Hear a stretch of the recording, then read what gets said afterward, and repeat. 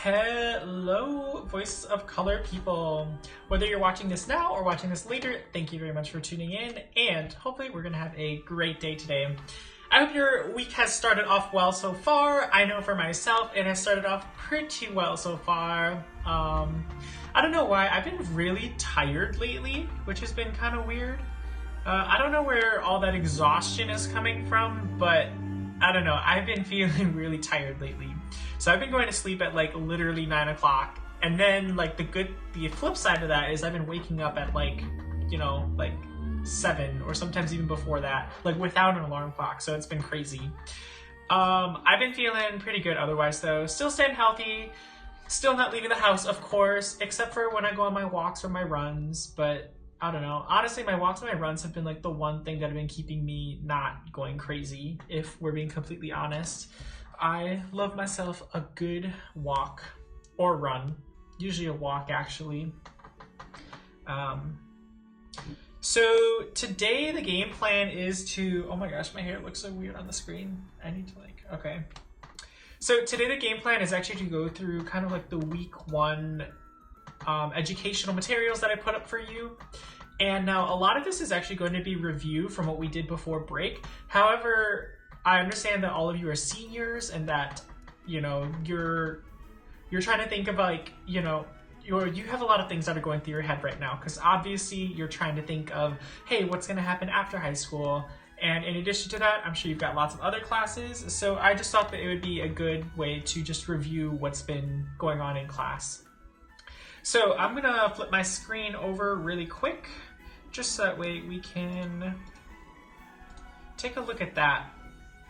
So in our buzz, you'll see that I have a new section up here just for week 1, and that would be for the days of 4/13 to 4/19. So all of this is going to be due on Sunday the 19th, and so that's kind of like your rough timeline for when you should be doing things. And every single week I'll be posting things up in this same way, so that way you can continue to follow through the lesson and you can continue just to do what is due for that week, and you don't have to worry about like a schedule or anything. Now, this is the first time that I'm doing this, so I don't know exactly how long it's going to take. My goal is that this would take anywhere between 30 to 45, or like between 30 minutes and an hour, basically, for some of like the learning part of this. Now, obviously there are going to be things like assessments, and like eventually I'll be asking you to create stuff in the same way that I was asking you to create stuff in class. So that's going to take a little bit more time as well. But the goal is that the lessons themselves shouldn't take you more than an hour per week. Because again, it's like there are 2 different parts. There's the lesson, and then there's also the creating a material type part, or the assessment part of it. So let's go ahead and jump right into lesson 0.01. These are lessons that I created myself, so you're getting like a brand new kind of like online curriculum. I'm making all of this from scratch. So I apologize if some of it is sketchy, and I also apologize if, I don't know, some of it might be a little bit like, but we'll deal with it. So, defining the archaeology of the self. Remember, archaeology of the self was something that we started talking about before we left for break. So when you hear the word archaeology, you probably think of people going up and digging up, I'm just gonna zoom in really quick so that way it's a little bit bigger. So when you hear the word archaeology, you probably think of people going and digging up ancient artifacts, or maybe even finding fossils of creatures that once roamed the earth, much like the image to the left. I've got an archaeology picture over here. So that wasn't what I wanted to do. So archaeologists go study and master the art of digging things up so they don't damage precious artifacts that give us insight into how life used to be so long ago. The archaeology of the self, then, is all about self-discovery in hopes of uncovering artifacts about who we are, how we got here, and where we can go from here. Just like archaeologists during a dig, we don't always know what we're going to find. Sometimes we like what we find, and other times we uncover uncomfortable and harsh truths about ourselves and our societies. Consider this, for example. How many times have you been sitting around randomly, remembered something you did in the past, and then immediately felt guilty, embarrassed, or shameful? On the flip side, how many times have you randomly remembered something and felt proud or impressed by your past self? Regardless of how your memories and experiences make you feel, they are important to making you who you are. They are also very important to understanding what your role in society, including your social privileges, disadvantages, and everything in between. So Dr. Yolanda Seeley Ruiz of Teachers College at Columbia University defines the archaeology of self as a focal point in every educator's career, but we can easily expand this to encompass everybody regardless of occupation and career. So let's watch her video and answer the question in the given text box below. So I'm just going to quiet down my other music really quick, and let's take a look at this video.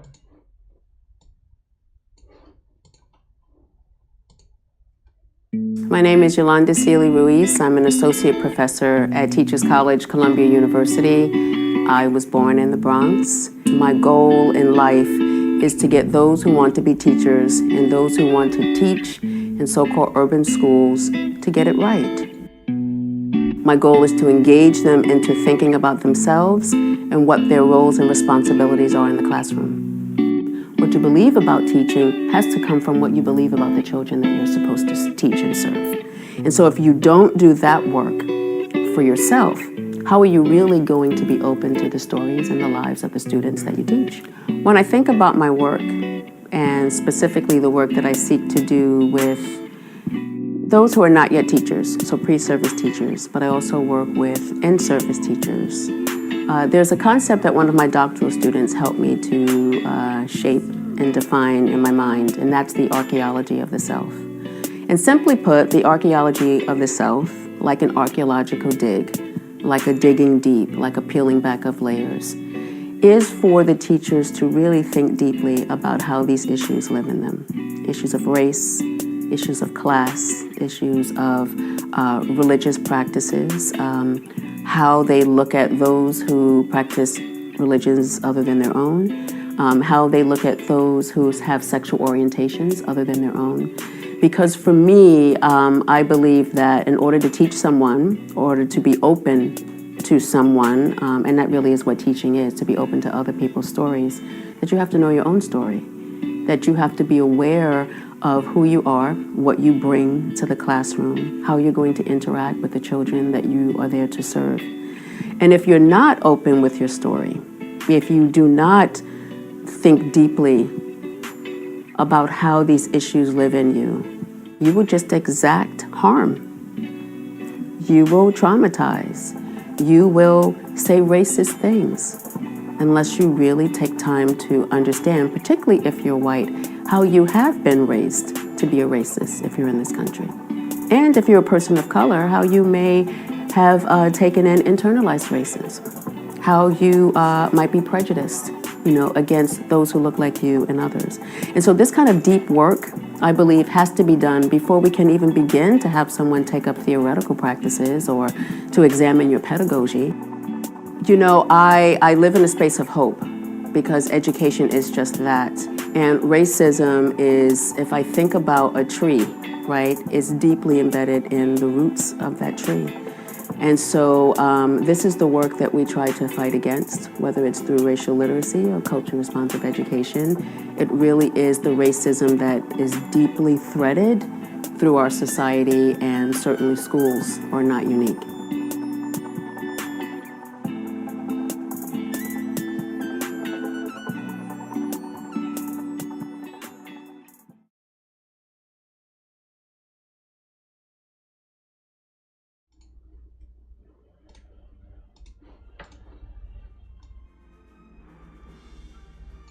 Wow. So something that I really like about this video is actually how she mentions like the cycles of oppression in that video, or while she's talking. And she doesn't directly talk about the cycles of oppression, but she definitely mentions some of the elements of the cycles of oppression. For example, she talks about how sometimes white people can become perpetuators of the cycles of oppression unintentionally. And actually we see that very often, not just in white people with racism, but also we can see that with sexism, genderism, homophobia, etc., like across all of the identity spectrums. And she also talks about like internalized issues as well, like You know, regardless of how confident you are, regardless of how strong you are in your identities, you're always going to carry some degree of internalized whatever along with you. Unfortunately, that's just part of our human nature, is we internalize things, we learn from our mistakes, and we also learn from the pain of the past. So even something as simple as, you know, being called a slur when you were in elementary school, that could still carry with you for the rest of your life, and that could continue to be internalized issues that you have. So okay, so after you watch this video, I just want you to answer the question in this box down below over here. So based off the work of Dr. Yolanda, why do you think it's important for everybody, not just educators, to do this work of uncovering pieces of ourselves? So again, you can just put that in the drop box right here. I can't do that because I am not a student, but that is what you can do. Let's go ahead and go on to Part 2, Lesson 0.02. So what is an artifact? So an artifact can be defined as an object made by a human being, typically an item of cultural or historical interest. The meaning assigned to artifacts depends on what we decide to assign to them. For example, the Statue of Liberty can be seen as an artifact of American freedom. At least that's what most of us Americans accept as the meaning of the artifact. Surely there are some people around the world who understand it's a symbol of America, but maybe cannot define what American value the statue represents. If we go back to our example of an archaeological dig, artifacts only have meaning because scholars study the meaning behind them. If someone explores and finds a random cave painting, that cave painting likely has no significance unless that person has an understanding of the cultures and the people who made these cave paintings. By this logic then, our artifacts in Voices of Color class are a mixture of things we find while self-reflecting and exploring the world.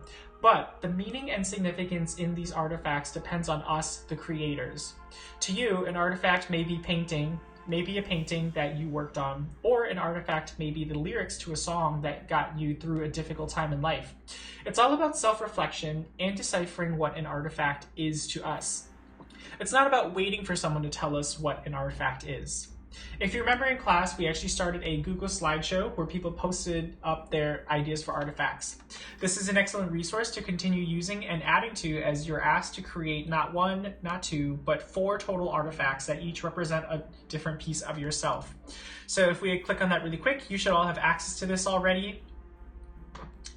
And I know a lot of people have already started to add stuff up here, like, oh, look at that, there's some poetry, some other examples of art. So again, these are all examples of artifacts, and as I find cool things, I will also add some stuff up here as well. So these are all examples of things that you could be doing, things that you could be creating as your own artifacts during this project time. So we have an understanding of what the archaeology of the self is. We know that it's going to be kind of like a dig, a kind of a self-reflective type dig. And we also have an idea of what an artifact is. Remember, artifacts are things that we assign meaning to. It doesn't necessarily have its own meaning automatically. Now, something that I do want all of you to do is, I want all of you to actually come up with a materials list for your artifact. And I think I'm actually now realizing that I didn't create a submission. Oh, yep, I did not create a submission thing. Oops. Okay. Let's try that again. So in this space, I want you to actually make a list of everything that you have available to yourself in your home or wherever you are, wherever you are for this quarantine process. So some things, examples of what you might want to be able to use to create artifacts are like old magazines, newspapers, printing paper, construction paper, cardboard, any sort of writing utensil, old cloth. Like if you have old clothes that you don't really use anymore, or old sheets and things, you could definitely figure out some sort of upcycling project. And if you're, of course, having issues trying to think of a project of what to do with your materials, like use Google. The internet is your friend during this time. You can also think about some digital resources that you have. So for example, you can make a collage in Google Docs or Photoshop, or you can make a little video in iMovie. So I just want you to create like a huge list of everything that you currently have available to yourself that you can use for this project. Remember, you're going to be creating 4 artifacts in total, so that means that you have to have enough materials for at least 4 things. And preferably, these would be materials that you already have or something that you can upcycle, because the goal is that you should not have to go out of the house and you should not have to buy anything for this. You should just be able to like find whatever is around you at the time of the project. So that is like the main just kind of like intro lesson that I've got for all of you this week. Now, the other thing that I've got for you also is a kind of like a, it's kind of like it's a reflection type thing, or I guess I'm gonna call them like, oops. How do I make this so it isn't focused on a, oh, I guess I can't. Oh well. So this is, I just like won't scroll into this person's response. Oh, you know what? I'll just go to a person who doesn't have a response up here yet.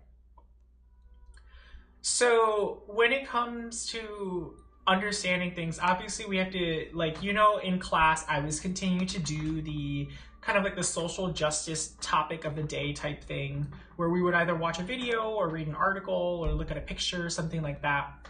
And we're going to continue to do that kind of on like a weekly basis versus a daily basis, because I don't want to upload something every day for you.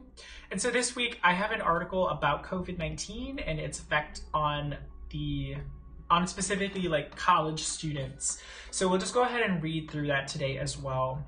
Now, it is linked from the New York Times, so that means that you might have to actually sign in to access it. And if it does ask you to log in, this is the information that you can use. You can use this anytime you want, whenever you want. So if you just want to read through the New York Times on your own time, on like your free time, just for fun, then you can for sure use this for free, and you don't have to pay the fee for it because school already has paid for it. So this article is called "College Made Them Feel Equal. The Virus Exposed How Unequal Their Lives Are. When they were all in the same dorms and eating the same dining hall food, the disparities in students' backgrounds weren't as clear as they are over video chat." And this picture right here, or these 2 pictures right here, the little description for them says, Isabel Canning left and Tatiana Lathian take the same class at Harvard College, but returned to a very different homes after their campus closed. Miss Canning is at her family's vacation home in Booth Bay, Maine, and Miss Lathian is helping her parents' food truck business in Jacksonville, Florida.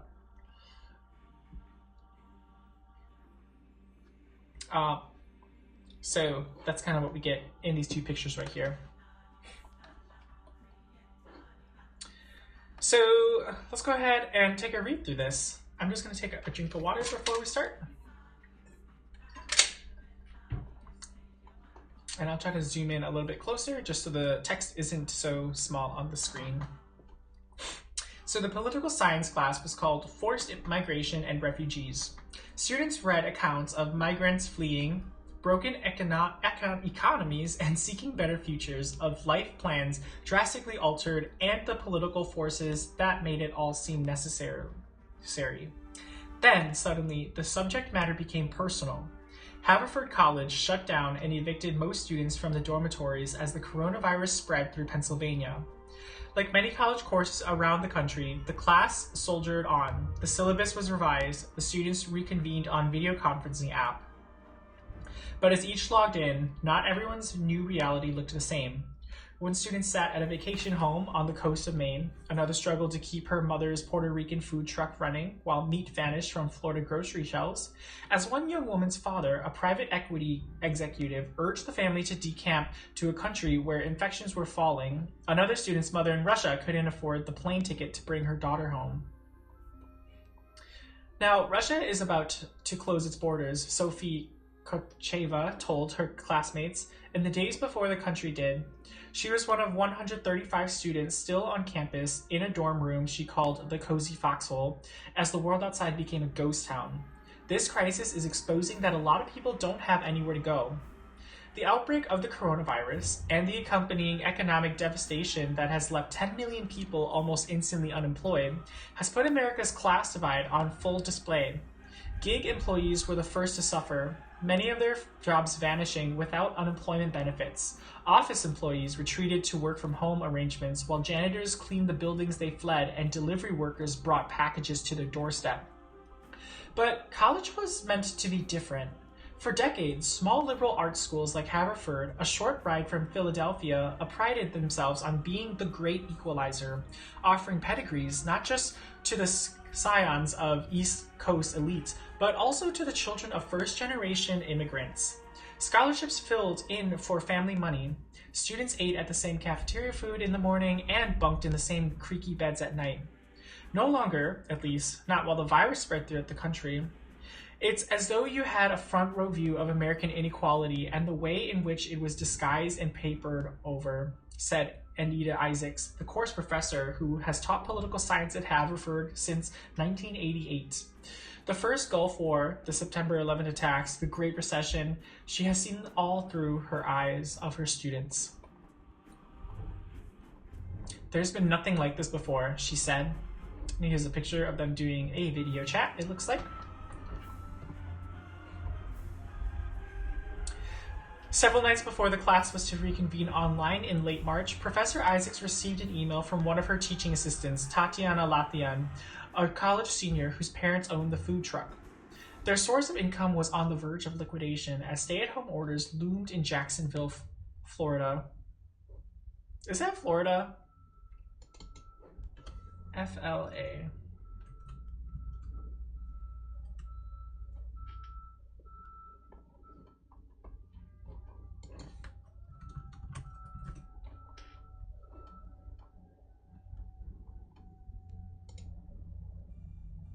Oh, okay.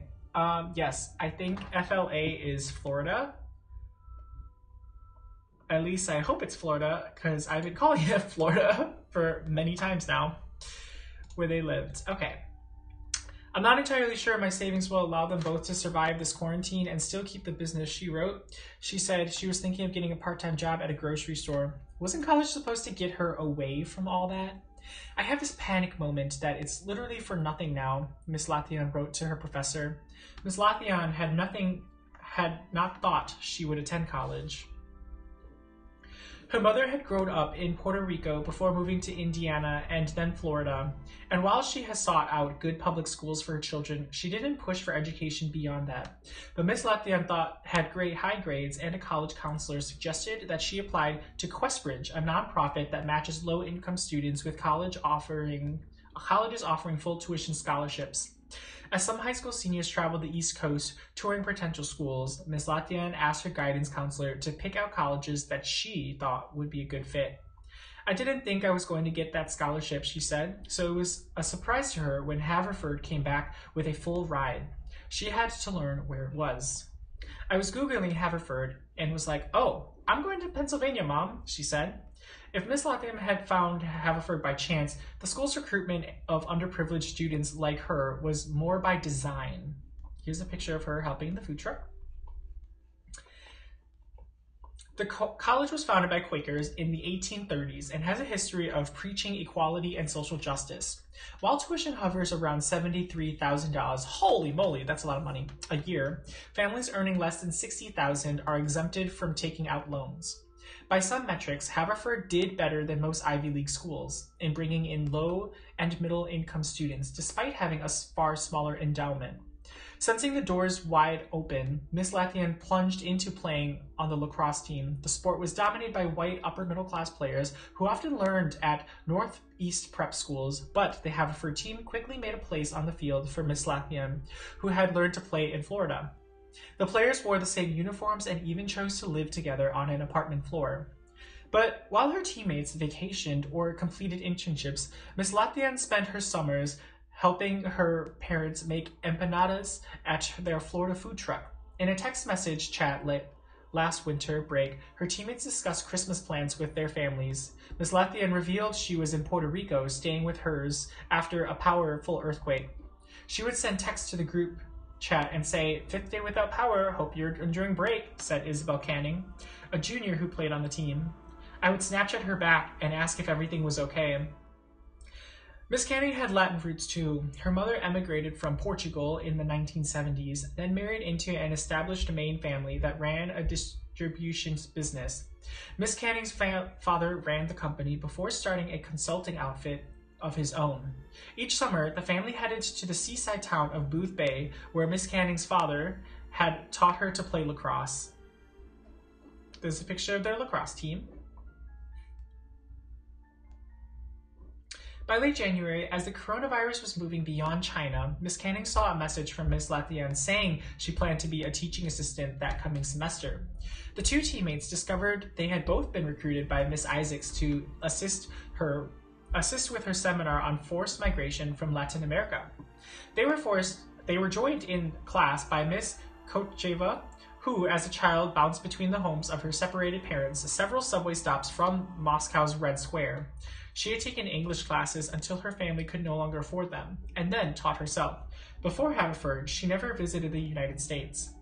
Like Miss Latvia, Miss Chokcheva imagined her prospects would dramatically change by attending college.